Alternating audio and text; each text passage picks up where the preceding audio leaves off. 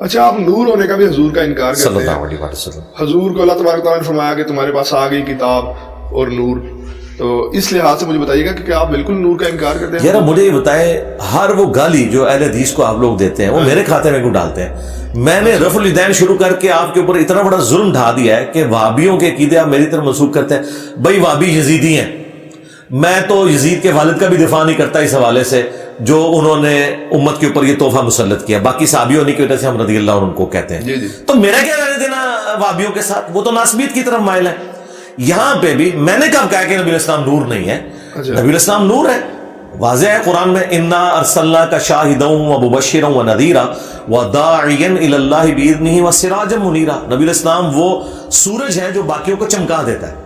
اور یہ جو آپ نے آیت کا حوالہ دیا ہے سورۃ المائدہ کی، قد جاءکم من اللہ نور وکتاب مبین، یہ تو میں مکہ شریف میں بیٹھا ہوا تھا تو یہ دیوبندی جو ایک مولانا ہے وہ سرخ داڑھی والے مولانا مکی، تو وہ کہہ رہے تھے دیکھیں یہ بریلوی جھوٹ بولتے ہیں اور یہ کہتے ہیں کہ جی اس آیت میں نور سے مراد جو ہے وہ نبی الاسلام ہے.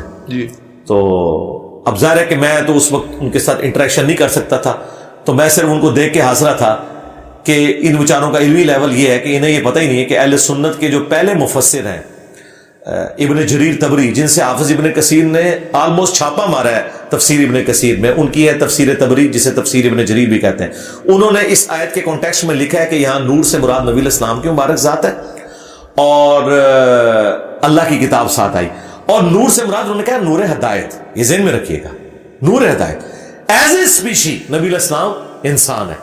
اگر کوئی یہ کہتا ہے نبی الاسلام انسان نہیں ہے تو رسول اللہ کی توہین کر رہا ہے. کیوں؟ اللہ تعالیٰ نے ایز اے اسپیشی انسانوں میں انہیں مبعوث کیا ہے. سورہ بنی اسرائیل میں اگر زمین پر فرشتے آباد ہوتے تو فرشتوں میں سے پیغمبر آتا، یہ انسانوں میں سے ہے. اور انسانیت کو ناز ہے کہ اللہ کے محبوب صلی اللہ علیہ وآلہ وسلم انسان تھے. یہ آپ صلی اللہ علیہ وآلہ وسلم کا بشر ہونا آپ کے نور ہونے سے بہتر ہے، اس لیے کہ انسانیت اگر اللہ کے راستے پر ہو تو فرشتوں سے بہتر ہے. بغاوت والا معاملہ تو الگ. کیا ہم انبیاء اکرام علیہ السلام کو فرشتوں کے انبیاء سے افضل نہیں مانتے؟ اگر نور ہدایت کے طور پر آپ بات کرنا چاہتے ہیں ضرور کریں، وہ تو مسند احمد میں حدیث ہے. نبی صلی اللہ علیہ وآلہ وسلم نے فرمایا کہ میں اللہ کے ہاں خاتم النبیین اس وقت بھی لکھا ہوا تھا جب آدم علیہ السلام مٹی اور پانی کے درمیان تھے، اور یہ حصہ جو ہے نا یہ ترمذی میں بھی موجود ہے.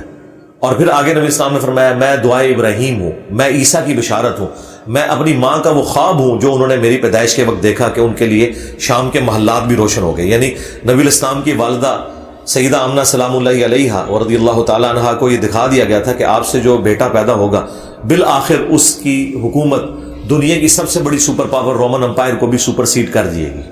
تو نبی الاسلام نور ہدایت ہے، صحیح بخاری بھی نور ہدایت ہے، خلفائے راشدین بھی نور ہدایت ہے، اہل البیت بھی نور ہدایت ہے. لیکن اسپیشی کی بات کریں تو بھائی مجھے بتائیں غزوہ احد کے موقع پر نبی الاسلام کو جب زخم لگا ہے تو آپ کا خون نکلا ہے، نور کا تو خون نہیں نکلتا. آپ علیہ السلام کا جب بیٹا ابراہیم فوت ہوا تو بخاری مسلم میں آپ کی آنکھوں سے آنسو روا ہوئے. تو وہ سارے کے سارے حالات جو ایک انسان پر وارد ہوتے ہیں وہ آپ پر ہوئے. ہاں کچھ آپ کی ایکسٹراڈنری کوالٹیز ہیں، اس کی وجہ سے آپ کی بشریت ختم نہیں ہوتی. مثلا بخاری مسلم میں ہے کہ نبی الاسلام نے فرمایا کہ ہم انبیاء کی صرف آنکھیں سوتی ہیں، دل جاگتا رہتا ہے. آپ تہجد کی نماز پڑھ کے اما عائشہ کہتی ہیں بعض اوقات آپ خراٹے بھی لے رہے ہوتے تھے، بہت اونچی آواز میں نہیں، نارمل. خراٹے لینا کوئی بری بات نہیں ہے، نبی الاسلام کی سنت ہے نیند کی حالت میں. جی تو اما عائشہ کہتی ہیں میں آپ کے خراٹوں کی آواز سنتی اور پھر آپ اسی طریقے سے اٹھ کے جا کے نماز پڑھا دیتے.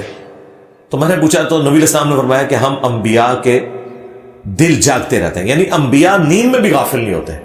اب یہ پروٹوکول اور کسی انسان کا نہیں ہو سکتا. نبی الاسلام کو اللہ تعالیٰ نے ایسی کوالٹیز دی ہیں جو آپ کے معجزات ہیں، لیکن اس کے سے آپ کی بشریت ختم نہیں ہوگی، وہ اپنی جگہ پہ رہے گی. دیکھیں نبی الاسلام پیٹھ کے پیچھے بھی دیکھ لیتے تھے، بخاری مسلم میں ہے. میں نے سنا وہابیزم کے ماننے والے معجزات کا بھی انکار کرتے ہیں. نہیں وہابی تو کوئی نہیں معجزات کا انکار کرتے ہیں، لیکن یہ میں مانتا ہوں کہ جو ایک پہلو ہے نبی الاسلام کی عظمت والا، وہ ان سے اوور لک ہو جاتا ہے. انکاری نہیں ہے، اقراری نہیں ہوتے بہت زیادہ. جس طرح کے آپ کے بریلوی نبی الاسلام کی سیرت کے اتنے اقراری نہیں ہوتے، انکاری نہیں ہے، اقراری نہیں ہوتے. جب ہم ان سے بات کرتے ہیں کہ بھئی رفع الیدین سنت ہے، دوسری طرف تو ایک مسواک اور پیلی چپل اور پتہ نہیں کیا کچھ تم کرتے ہو، رفع الیدین کے بارے میں اتنے کیوں اس معاملے کو ہلکے لیے ہوئے ہو.